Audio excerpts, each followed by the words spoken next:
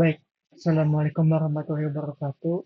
Pada kesempatan kali ini, saya Muhammad Farhan Iqbal akan mempresentasikan mengenai visualisasi arsitektur MIPS ditujukan untuk tugas besar organisasi dan arsitektur komputer di Telkom University tahun 2024-2025.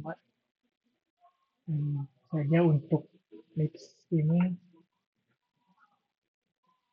Jadi untuk arsitektur MIPS itu sendiri singkatan dari Microprocessor Without Interlock Pipeline Stage atau arsitektur RISC yang dirancang untuk kesederhanaan, kecepatan, dan juga efisiensi tentunya.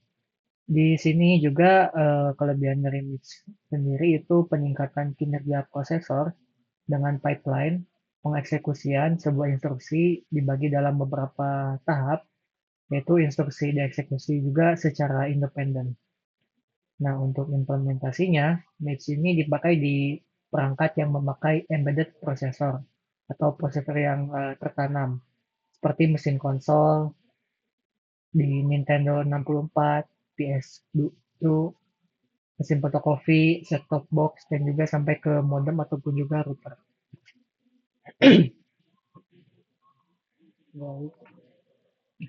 Di sini ada beberapa opsi instruksi, ini yang saya akan kerjakan ini opsi instruksi yang keempat, ataupun juga opsi instruksi yang memiliki ada 5 value, alamat instruksi, dan juga instruksi yang diberikan. Tentunya saja untuk pengerjaan instruksi ini akan menggunakan beberapa tool, yang mana eh, terdapat dua tool besar. Pertama itu MIPS Converter untuk mengkonversi bilangan hex ke instruksi dan juga MIPS Simulator. Ini salah satu yang saya pakai di ntwedu.sg. Ada banyak contoh lain. Salah satunya ini. Baik, pertama tekan dulu untuk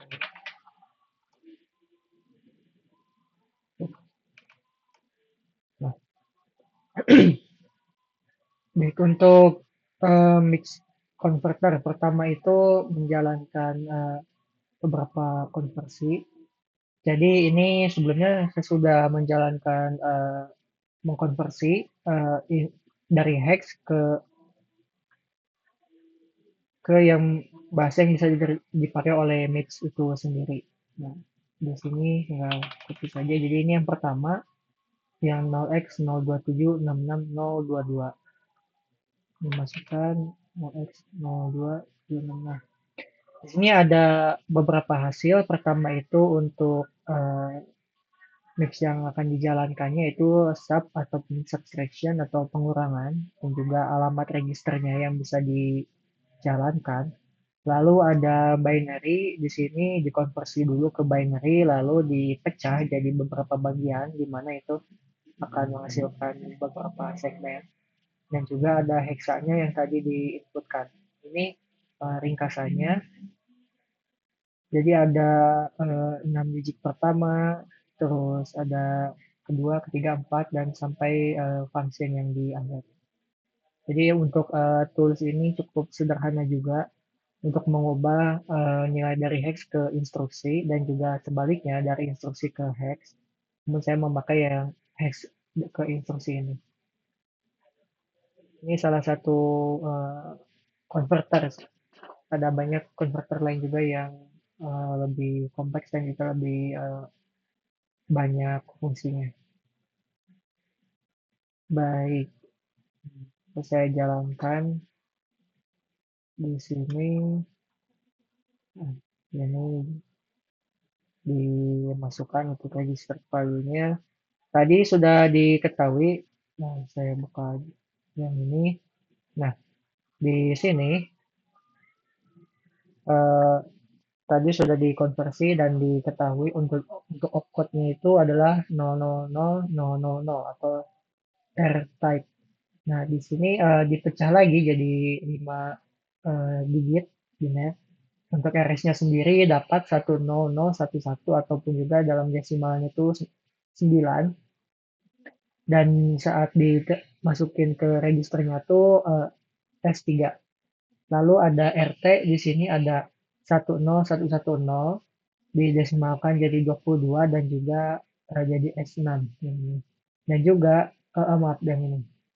Ada RD di sini 01100 jadi desimalkan 12 dan juga jadi T4.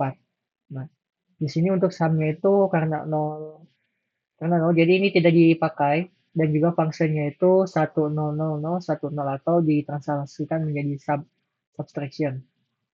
Nah, kita masukkan saja.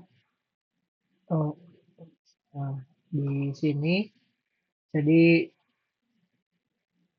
pertama itu instructionnya tuh tadi sub dan di sini masukin tadi RD ini 12, lalu register selanjutnya tuh RS 19 dan juga tadi 22. Sini contoh saja dijalankan, misalnya tuh untuk 19 itu value-nya tuh 10, jadi 10 bakal, nah yang ada di register 19 ini harus lebih besar daripada register yang di 22 karena di sini instruksinya tuh subtraction atau pengurangan. Jadi yang ini pasti harus lebih besar dari yang 22 ini. Contohnya saja ini eh, 4 deh. Lalu ketika di assign value,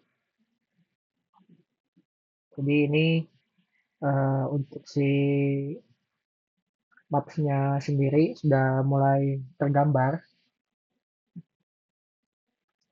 Di sini mulai dari si PC-nya. Pertama, apa saja yang, nah,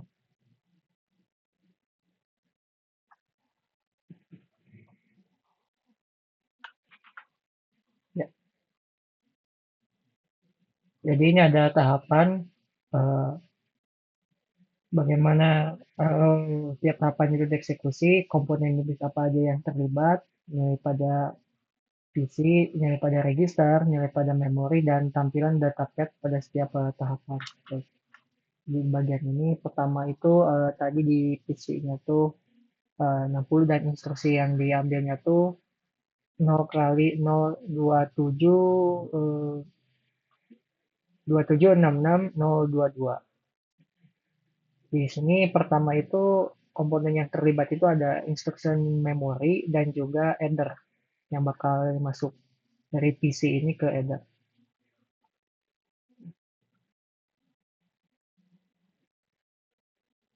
Nah, di sini untuk headernya sendiri telah bertambah 4 value, jadi asalnya tuh PC-nya tuh 60 ditambah 4 jadi 64 dan juga di sini instruksi memorinya tuh menyimpan nge-fetching instruksinya tuh. Jadi sialnya tuh ini.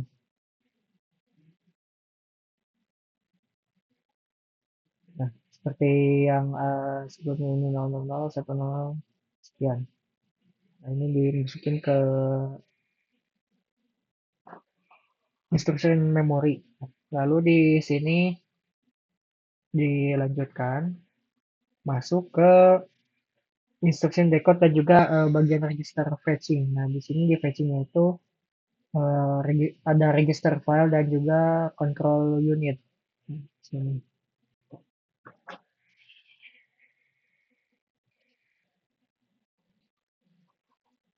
Nah, di sini untuk register filenya itu masuk ke register address 1 dan juga register eh, ya register address 1 ini dan juga register address 2 dan value-nya itu beda tiap ini. Jadi register data 1 itu nilainya 1010 atau kalau di dalam desimal itu nilainya 10 tadi. Dan untuk register value yang kedua itu 100 atau kalau didesimalkan itu jadi 4. tadi yang sudah diinputkan. Nah, di sini tadi masuk ke dua pot read dan juga lanjut ke tahapan selanjutnya di bagian execute. Execute ini masuk ke bagian ALU dan juga ALU control. Nah, di sini di ALU ini udah masuk subtraction-nya, sudah mulai ada subtraction pengurangan. Nah, di sini yang tadi register satu udah masuk, jadi ini kan value-nya 10. Dan juga register 2 itu 4. Jadi 10 kurang 4 dan output-nya itu menjadi 6. Ini, 2, 4, ya 6. Output-nya itu 6. Untuk PC-nya juga, untuk PC tetap di 64. Dan ini masuk ke MUX di sini dan juga memory access. Nah, di sini karena instruksi yang dipakainya itu R-type, jadi tidak ada akses memori yang berjalan. Dan di sini untuk memory read dan juga write-nya tuh 0, semuanya 0. Dan di sini meneruskan ke tahap berikutnya, di sini ada bagian write back ataupun juga menulis ke dalam memori. Nah, di sini di memorinya tuh bisa dibilang sudah mulai masuk. Di sini ada register file dan juga ada register write-nya, value-nya itu 1 dan juga memory to read-nya tuh 0. Nah, di sini dari ALU itu tadi simpan ke si register. Di sini baru di T4-nya itu akan mendapatkan output 6.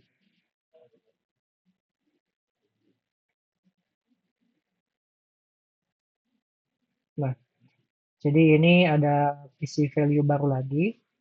Dan juga ini value-nya tuh yang 110 atau 6 ini berhasil dijalankan ataupun juga ditulis. Jadi sama seperti ini. Tadi sebelum dieksekusi si value 12 ini hasilnya tuh 0 dan juga setelah dieksekusi itu ada value-nya yaitu hasil dari pengurangan tadi atau subtraction tadi. Jadi ini 10 dikurangi 4 hasilnya tuh 6. 6 disimpan di eh, register 12. Baik, itu untuk yang bagian subtraction. Jadi selain untuk subtracting juga ada bagian iType. Di sini yang iType sendiri menggunakan metode SW ataupun juga Swiss dan di sini untuk opcode-nya itu kan karena iType untuk RD dan sum-nya itu 000 jadi tidak dipakai. Di sini sama juga RS dan RT-nya itu T6 dan juga dimasukkan ke T4. Selain itu sendiri, untuk yang ketiga instruksi 0x369800F di sini iType juga FS karena iType jadi untuk RB dan sum-nya itu sama-sama 0 dan juga untuk function-nya itu jadi ORI atau ORI itu untuk ORI itu OR. Oke. Dan di sini ada 13 0D 0004. Dan di sini masih sama menggunakan iType dan juga fungsinya tuh BECI. Jadi masukin BECI S3 T54. Di sini ada juga eh, untuk instruksinya sama seperti yang pertama tadi 02766 022. Di sini R-type masuknya. Nah, ini untuk RS-nya sama juga 19, RT-nya 22 dan juga RD-nya tuh 12. Sum-nya itu 000 jadi tak terpakai dan fungsinya tuh sama seperti sebelumnya ini subtraction. Nah, untuk bedanya itu di alamat instruksinya aja. Saya baca untuk alamat instruksinya tuh ada perbedaan. Jadi contohnya ini alamat 60 dan juga 76. Nah, untuk instruksinya tuh sama, yang dijalankannya itu sama, hanya perbedaannya itu di bagian alamat. Jadi alamat 60 ini dieksekusi lebih cepat dibandingkan dengan alamat yang ada di 76. Jadi ini untuk ringkasan instruksi yang dijalankan. Jadi sebelumnya itu ada eh, seperti yang pertama tadi, misalnya itu untuk value-nya itu 10 dan 4, sesudahnya itu untuk T4 itu dimasukkan ke memori, hasilnya itu 6. Dan juga untuk SW ini memorinya tuh tidak ada perubahan di register. Di sini untuk ORI-nya itu masuk ke A296 dan immediate-nya tuh value-nya tuh 15. Jadi T8 itu hasilnya 6 atau 15 or. Dan BEQ ini juga sama, saat dimasukkan value-nya tuh seperti ini dan juga output-nya tuh karena si 9 itu tidak sama dengan 13, jadi PC-nya itu ditambahkan 72 dan ditambah 4 jadi 76. Ada perubahan di dalam PC-nya. Dan yang terakhir ini untuk sub-nya itu untuk yang dalam 76 sama untuk instruksinya itu seperti yang di eh, awal untuk hexanya. Jadi perbedaannya hanya di alamat saja. Baik. Baik, sekian untuk penjelasan visualisasi NIPS kali ini. Mohon maaf bila ada kekurangan dan kesalahan ataupun juga kekeliruan. Sekian dari saya. Wassalamualaikum warahmatullahi wabarakatuh.